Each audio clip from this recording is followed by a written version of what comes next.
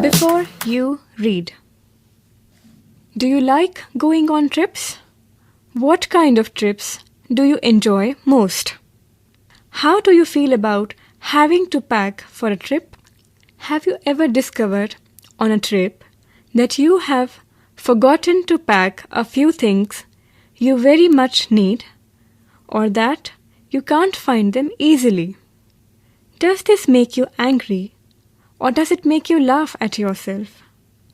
Now read this description of how the author and his friends pack. Let us listen to chapter number 7, Packing. Paragraph 1. I said I would pack. I rather pride myself on my packing. Packing is one of those many things that I feel I know more about than any other person living. It surprises me myself sometimes how many such things there are. I impressed the fact upon George and Harris and told them that they had better leave the whole matter entirely to me. They fell into the suggestion with a readiness that had something uncanny about it. George put on a pipe and spread himself over the easy chair, and Harris cocked his legs on the table and lit a cigar. Paragraph 2. This was hardly what I intended. What I had meant, of course, was that I should boss the job and that Harris and George should potter about under my directions, I pushing them aside every now and then with, "Oh, you! Here, let me do it. There you are, simple enough." Really teaching them, as you might say. Their taking it in the way they did irritated me. There is nothing does irritate me more than seeing other people sitting about doing nothing when I am working. Paragraph 3. I lived with a man once who used to make me mad that way. He would loll on the sofa and watch me doing things by the hour together. He said it did him real good to look on at me messing about. Now, I'm not like that. I can't sit still and see another man slaving and working. I want to get up and superintend and work round with my hands in my pockets and tell him what to do. It is my energetic nature. I can't help it. Paragraph 4. However, I did not say anything, but started the packing. It seemed a longer job than I had thought it was going to be.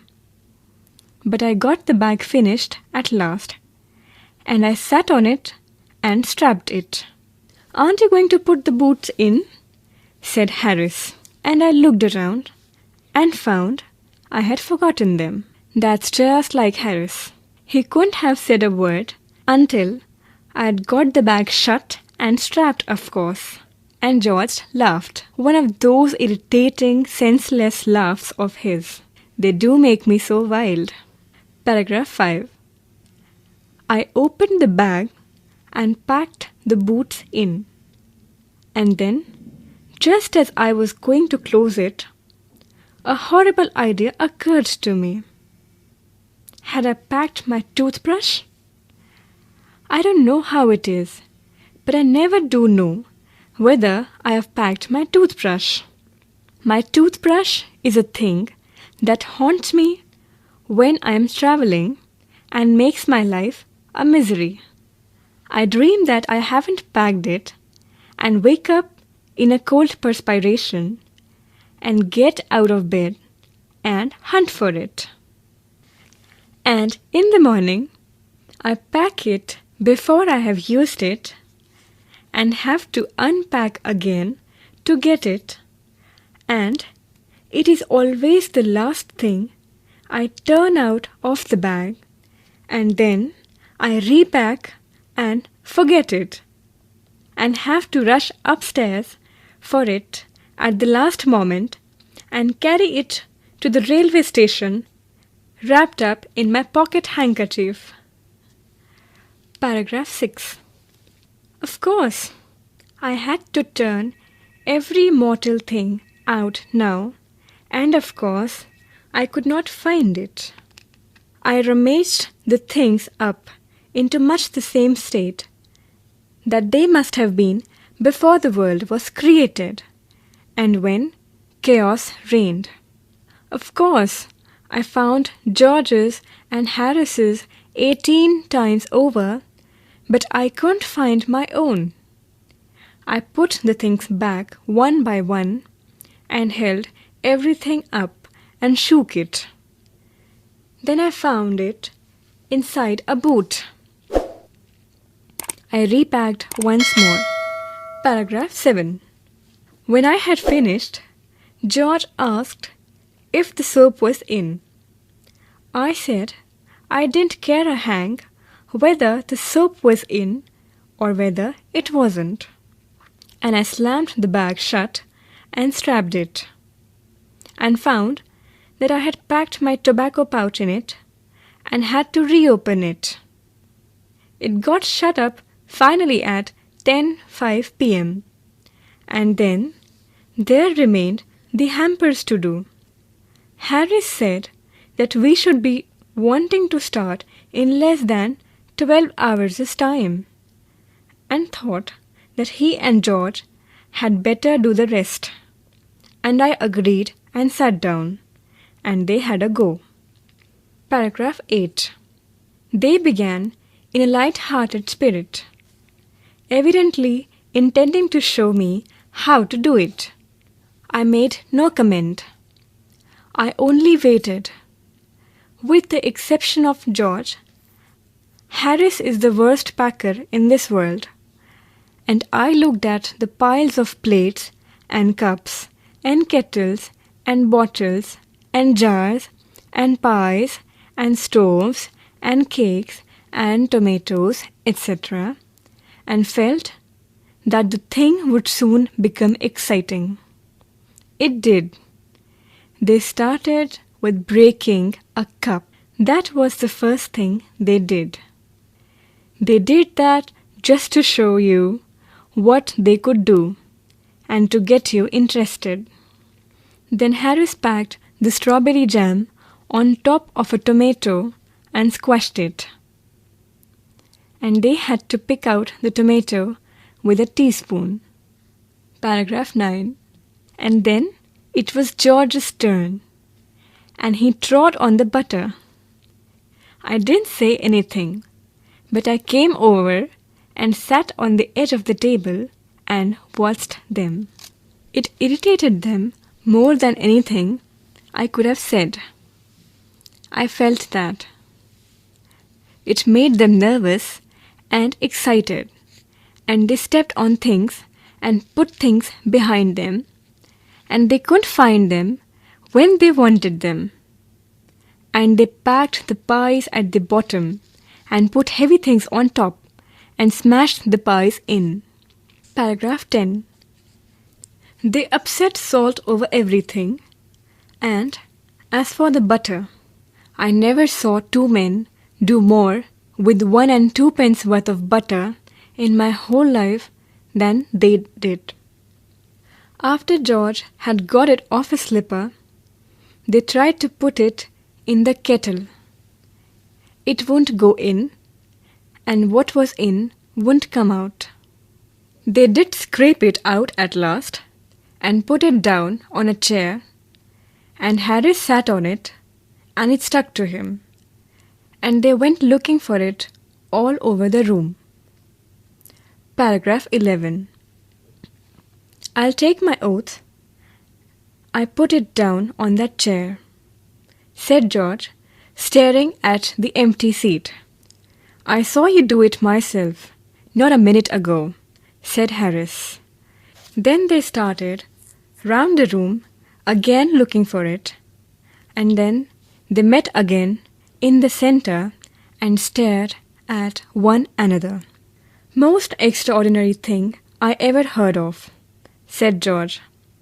"So mysterious," said Harris. Then George got round at the back of Harris and saw it. "Why, here it is all the time," he exclaimed indignantly.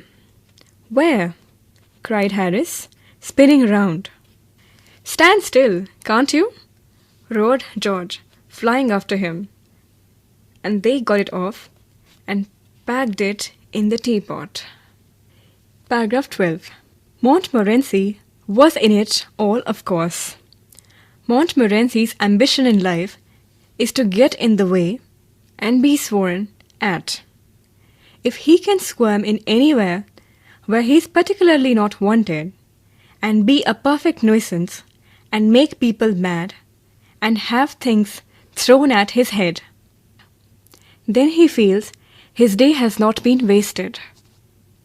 To get somebody to stumble over him and curse him steadily for an hour is his highest aim and object, and when he has succeeded in accomplishing this, his conceit becomes quite unbearable. Paragraph 13.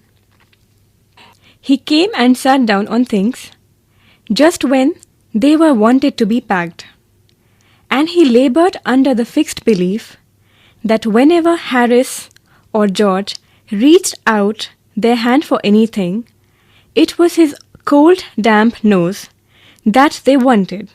He put his leg into the jam, and he worried the teaspoons, and he pretended that the lemons were rats, and got into the hamper and killed 3 of them before Harris could land him with the frying pan. Paragraph 14. Harris said, "I encouraged him." I didn't encourage him. A dog like that doesn't want any encouragement. It's the natural, original sin that is born in him that makes him do things like that. The packing was done at 12:50, and Harris sat on the big hamper and said he hoped nothing would be found broken. George said that if anything was broken, it was broken, which reflection seemed to comfort him. He also said he was ready for bed. We were all ready for bed. Harris was to sleep with us that night, and we went upstairs. Paragraph 15. We tossed for beds, and Harris had to sleep with me. He said, "Do you prefer the inside or the outside, Jay?" I said, I generally preferred to sleep inside a bed. Harris said, it was odd. George said, "What time shall I wake you fellows?" Harris said, 7. I said, "No, 6, because I wanted to write some letters." Harris and I had a bit of a row over it, but at last split the difference and said 6:30. "Wake us at 6:30, George," we said. Paragraph 16. George made no answer, and we found, on giving over, that he had been asleep for some time. So we placed the bath where he could tumble into it on getting out in the morning, and went to bed ourselves.